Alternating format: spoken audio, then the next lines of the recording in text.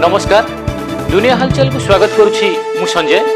आसंतु नजर पकाइबा वर्तमान रो मुख्य खबर उपरे।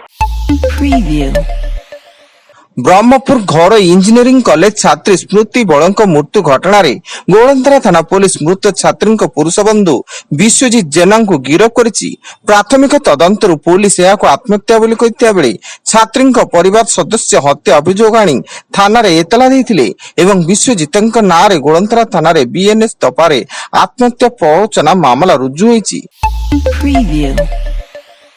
मयूरभंज जिला कुलियाणा थाना सम्मुख में युवक आत्महत्या घटना को नहीं स्थानीय अंचल में तीव्र असंतोष प्रकाश पाई।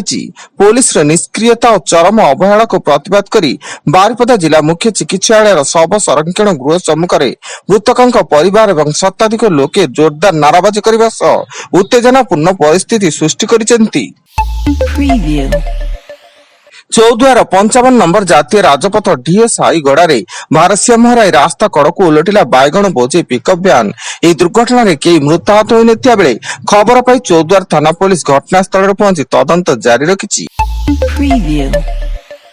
राज्य रे आसंता 24 तारिख जाए विभिन्न स्थान रे काल बैशाखी वर्षा सह झड़ वर्षा हेबार संभावना रही। फल राज्यर 7टी जिला को झड़ वर्षा नहीं ऑरेंज वार्निंग जारी करा जाइता बेले बाकी 22टी जिला को काल बैशाखी नहीं येलो वार्निंग जारी करिछि पाणीपाग विभाग।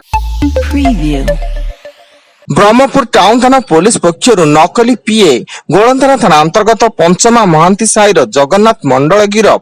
से बीजेपी राष्ट्रीय अध्यक्ष नितिन नवीन व्यक्तिगत सहायक बोली परिचय दे दलीय कार्य टंका दाबी करुथिले। रथयात्रा पूर्व पुरी रेल स्टेशन निकट राम मंदिर हुंडी ताड़ी टंका लुट नहीं चंपट मारिले दुर्बृत्त। तेबे लुट बेलर समस्त दृश्य सीसीटीवी कैमेरा रे कैद होइता बेले खबर पाई घटनास्थल रे पुरी समुद्रकूल थाना पुलिस पहुंची तदंत जारी रखिछि।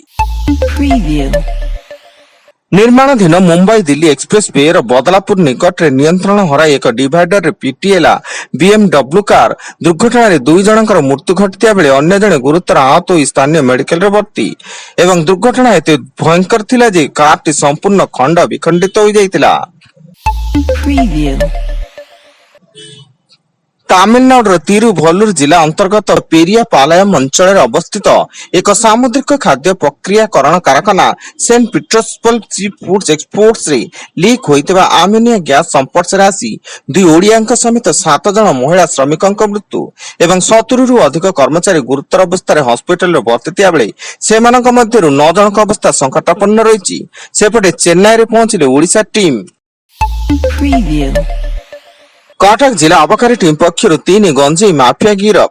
सदर थाना अंतर्गत कुआखाई ब्रिज निकट दामी कार भितर 70 केजी ओजन गंजेई जबत 2 अभियुक्त राकेश बेहरा एवं बाबिना साहू गिरफ।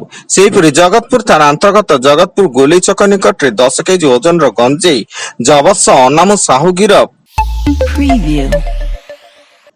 तुर्कीर मर्सिन सहर रे गत 18 तारिख चलता world ability sports youth game 2026 रे कलाहांडी पुआ आकाश रंजन मुंड रविवार फाइनल रे पुरुष एकक एवं मिक्स डबल्स 2टी इवेंट रे चैंपियन होई भारत पई 2टी स्वर्ण पदक हासिल करिसेंती।